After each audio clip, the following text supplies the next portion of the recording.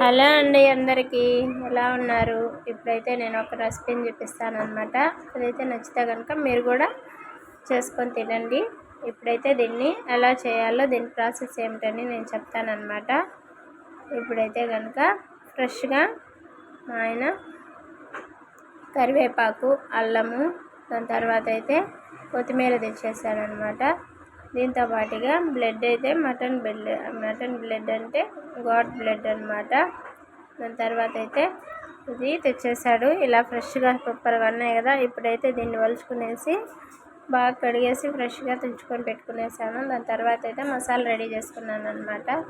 ఎర్రగడ్డలు, పచ్చిమిరపకాయ, అల్లము, తెల్లగడ్డలు ఇవైతే వలుచుకునేసి కట్ చేసుకునేసి ఇలాగైతే బాగా కడిగేసుకొని మిక్సీలో వేసుకున్నాను అనమాట. దాని తర్వాత అయితే కొద్దిగా ఉప్పు ఆ మిక్సీలో కొంచెం వేసుకునేసి ఇలా వేసుకోవాలన్నమాట. ఇప్పుడైతే నున్నగా ఇట్లా చేసుకునేయాలన్నమాట. మిక్సీలో కొంచెం అయితే పక్కకి తీసి పెట్టుకున్నాను, ఎందుకంటే చాలా ఉందనేసి చాలా చేశాను అనమాట.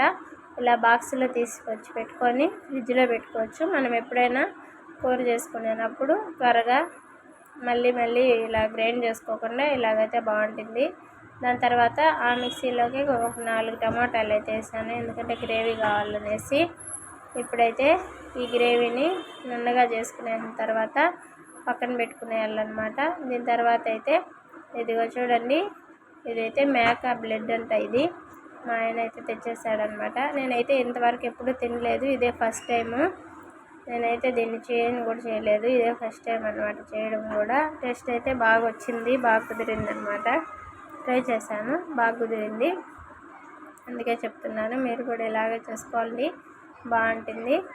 తర్వాత అయితే ఇలాగా చిన్న ముక్కలుగా అన్ని పీసుల్ని కట్ చేసుకునేస్తున్నాను అనమాట. కట్ చేసుకున్న తర్వాత దీన్ని అయితే వాటర్ వేసుకొని బాగా నీట్గా కడుక్కునేలా. అప్పుడైతే దీంట్లో ఏమైనా డస్ట్ ఉంటే కూడా పోతుందన్నమాట. ఇలా వాటర్లో అంతా బాగా కడిగేసి పక్కన తీసి పెట్టుకోవాలన్నమాట. ఇలా తీసి పెట్టుకోవాలన్నమాట పక్కకి. దీని తర్వాత అయితే ఒక పెనం పెట్టుకునేసినాను. అందులో వేడెక్కిన తర్వాత నూనె వేసుకునేసినాను. ఇందులోనే ఆవాలు ఉద్దిపప్పు వేసుకున్నాను అనమాట.